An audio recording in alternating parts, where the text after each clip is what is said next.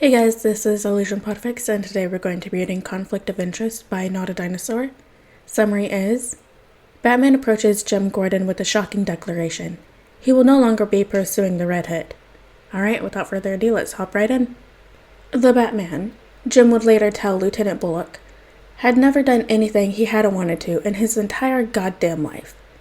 While the mule-headed bastard dug his heels in, no god nor devil would be able to convince him to move.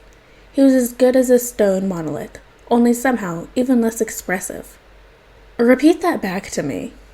Batman, the grey-washed cryptid motherfucker that Jim Gordon, for some unholy reason, hinged his career and reputation on, said with the assured certainty of politicians or the criminally insane, I will no longer be pursuing cases involving the Red Hood. Yeah, that's what I thought you said. Jim plucked the chewed-up end of a cigarette out of his mouth before he ate the filter. Christ. The Red Hood was their latest candidate for a permanent slot in Batman's rogue gallery, complete with a personalized cell in Arkham Asylum and an escape 7 times, get the 8th one free punch card. This wasn't the first time Batman had flat-out refused to pursue a criminal. Catwoman was a notable mention, but she was a thief, not a drug lord. Jim had been praying they could nip this in the bud before they needed to start drafting personalized breakout response plans. So the Bat better have a good fucking reason for this. I want you to explain to me what the hell you're smoking. Jim grit out around the pounding behind his eyeballs. The Bat grunted.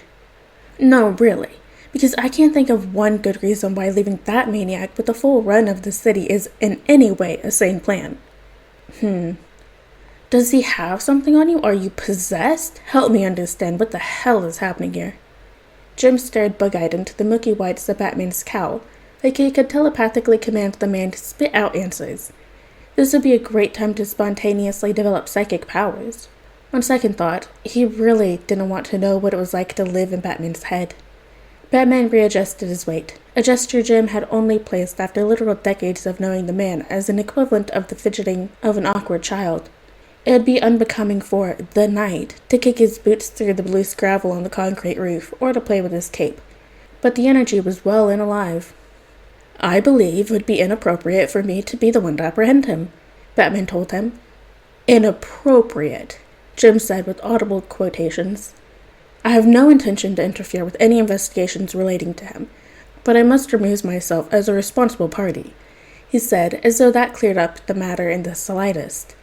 Jim couldn't help but cast a beseeching glance around the cold-ass rooftop they always met on. Why hadn't he invested in a space heater years ago? Lord, as though one of the Bat's various preteen terrors might jump out from behind the bat signal with the camcorder and microphone, or whatever it was people use these days. Pardon me, but I was under the impression that costumed lunatics were your jurisdiction. One of Jim's eyelids started twitching. That's why I let you operate in the city in the first place. Was I mistaken? Look, Jim understood the deep hypocrisy of his own position. He didn't like that he needed to rely on goddamn vigilantes to do the police's work for them. The GCPD was a slideshow or a bloodstain, depending on who you asked. He could barely trust his own officers not to flagrantly send death threats to reporters and do cocaine in the station's bathrooms. And he despised the idea that if one day Batman lost his remaining marbles, he'd burn the entire goddamn city down. There was no real way for Jim to stop him besides pathetically appealing to his better nature. It had worked so far. Batman had only nearly beaten Joker to death half a dozen times. It left Jim in an extremely awkward position ethically. He wasn't stupid, though. Jim had been on the force for a lot longer than the reign of the Bat. The world was a very different place than when he'd been young. Every year it got scarier and scarier, and they got used to the complete lunacy their lives became. They had actual real-life supervillains, super soldiers, metahumans, goddamn aliens invading annually.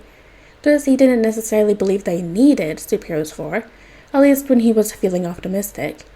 But he'd known a long time now that without these heroes, they would need to completely abandon any kind of moral consideration in society and become a military state, or die. Lesser evils and all that. So if Batman just unilaterally decided that no, he had no problems with drug lords with main character complexes, then what was even the point of him? Why? Jim demanded. Why would it be inappropriate for you to go after Red Hood? What makes him so different than any other crazy in the city? Batman, honest to God, searched for the right words.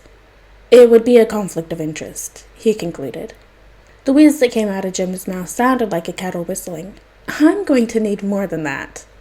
Batman's mouth twitched in a way that would be a full-on wince in any other person. Red Hood is young. I mean, I assumed so. It would be hell on the joints to be doing stunts like that constantly, and he talks like a millennial. I don't see how that's a problem. He's 19. Okay. That was a lot younger than Jim expected. Jesus, Hood wasn't even old enough to drink, and he had been running around lopping people's heads off? Who the fuck told him to do that? Wait. Oh, for Mary's sake, don't tell me you've imprinted on him, Jim groaned loudly. It was a well-documented phenomenon by now. The Bat had a bad habit of finding the angriest, stabbiest teenagers, and the occasional young adult, and taking them under his Kevlar wing. This didn't make them any less feral, and not even less thirsty for blood. Sure, it could sometimes seem that way. Nightwing was an excellent example. He was seen as the nice one, a darling hero beloved by many in and out of the Cape community. But Jim knew the truth. Nightwing was just as eager for violence as the day he debuted as Robin, a 10-year-old smiling like the sun with blood on his knuckles and in his teeth.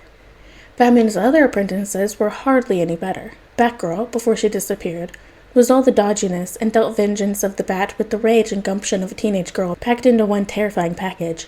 The current Robin was a creepy little weirdo that moved like he was impersonating a real boy, and Jim was certain that the kid's moral compass was not as straight and true as his mentor hoped, held back solely by how much sleep he'd gotten any one particular day. Spoiler might even be more stubborn than the Bat. Jim had watched Dawn bemused as Batman spent weeks desperately trying to corral her, only for him to say, screw it, and brought her over in her own Robin suit. Temporary possession as it was. Poor kid, may she rest in peace. There are a few other examples he could think of, but were more auxiliary members of the Bat's brood. Azrael, Onyx, Huntress. That last one felt particularly relevant considering how many mafiosos she had shot full of crossbow bolts. The point was, all the kids Batman had gotten attached to were public menaces, especially since they had the Bat either backing them or at the minimum ignoring their operations, which meant they were to stay as there were no other lunatics in spandex willing to get in their way, marginal public service they were providing. Jim did not want the Red fucking Hood on that list. They would never be rid of him otherwise. And God forbid anybody even look at the kid funny with the goddamn Batman helicopter parenting him. It was like handing him a free pass to murder merrily. He ran a hand over his face and tried to think. Batman did try to wrangle his kids, the effectiveness of his effort notwithstanding. Maybe something good could come of this, a silver lining they desperately needed. So you think you can win him over? Jim pinned Batman down with his eyes. There was the awkward shuffle again. Jesus. I do not think he'd be receptive, said the Bat. Jim felt like he'd aged an entire decade during the course of this one conversation. Batman tended to invoke that feeling. It was a wonder Jim didn't feel like a shriveled old raisin most days. So you just unilaterally decided to parent the unstable serial killer without his input at all? Well, fuck him then. He really, really wanted to know what about the Red Hood had prompted Batman's parental instincts to surface. It wasn't like you could even see his fucking face. You know who he is, Jim deduced. There was no denial, which was as good as a smoking gun. Did you find that out before or after he fired an RPG into an office building? The missile's target might have been Black Mask, but Jim was far more concerned about the fact Red Hood had a missile launcher in the first place. For some reason, Hood loved blowing things up. The fire department had been complaining about it. Did you at least find out who trained him? He asked bitterly, hearing the death knell of their fax machine and his liquor cabinet. Batman flinched. Fucking flinched. Jim goggled. You? I didn't teach him to kill, Batman said after a tense, sticky moment. But he was Robin. Robin? There were 4 Robins to date. Publicly, the number was amorphous. The fact that no one could get a picture, and the few people who had seen him in person were usually getting their ass kicked by a whirlwind of boots and sass, made the illusion of dark-haired little boys seem immortal. Jim was one amongst a handful that had met them when they were standing still, had built a relationship with each one, and had an insider knowledge internet conspiracy theorists would commit war crimes for. The first had been Nightwing. The third was a scrawny, pimply teenager, a head shorter and half as heavy as Redhood. The fourth was so visually distinctive, being both a girl and blonde, that she was often considered separate from the mythos of the unaging boy wonder. But the second? Well, he was fucking dead. These kids hadn't been anything but mortal to Jim, yet it was the second Robin that really made Jim see the tragedy of it. He can even imagine, as a parent, sending his own child to war. Robin's death had been a real point of contention between him and the Bat. It made a certain sort of sense, now that he considered it, that the ghost of Batman's failure as a parent would come back to literally haunt him. This was exactly the kind of weird shit that would happen to people like Batman. Christ, what was his life? It was still hard to believe on a personal level, though. The second Robin had been an adorable little scamp, prone to biting when startled, and loved pickpocketing everything Jim had on him before cheekily returning his belongings after a conversation. Jim's cigarette packs tended to be a bit lighter after passing through the kid's hands. But more than anything, Jim remembered his empathy and instilled sense of justice. He'd only ever seen a handful of arguments between Robin 2 and the Bat during the few years of their partnership. Ironically, the kid had counseled Batman on being merciful towards the enemy more than once. But the kid felt it like a knife through the heart when justice was not served. The incident with the diplomat's son, one of the last cases this Robin had been on, was a memorable example. How that translated into taking over the drug trade, Jim had no idea. Maybe he should be thankful he didn't know. Even if the kid survived Joker, he must have been through hell. Batman might not have trained him to kill, but someone sure did. And the kind of people who did that to teenagers didn't tend to be upstanding moral citizens. Honestly, he wouldn't even believe it if it wasn't Batman himself telling this. The Bat was viciously protective of Robin's memory. If he was stating this as a fact, then he would have already systematically disproved any alternate explanation, which in a world as insane as theirs was quite a lot. Jesus. That's your conflict of interest? Red Hood used to be Robin? Jim scratched at his beard, feeling stressed to all hell, knowing it was going to get even worse because it would be his job to somehow explain this to the rest of his department. And probably the media, too. Correct. As glad as Jim was to know Robin was alive, he despaired what that meant for him and the city. It was already obvious in Batman's tone and attitude. His baby had come back from the dead and to hell with anyone that got in his way. It wasn't exactly common knowledge that the Robins were his kids, but it wasn't a secret either. Batman claiming the Red Hood as a son, though? They were dealing with someone who was trained like the Bat, but it was somehow even less hinged with the willingness to return attacks with a ride home in a body bag. All with exactly zero interference from the people who had an actual chance of reining him in. Jim sighed like he could expel his soul from his body.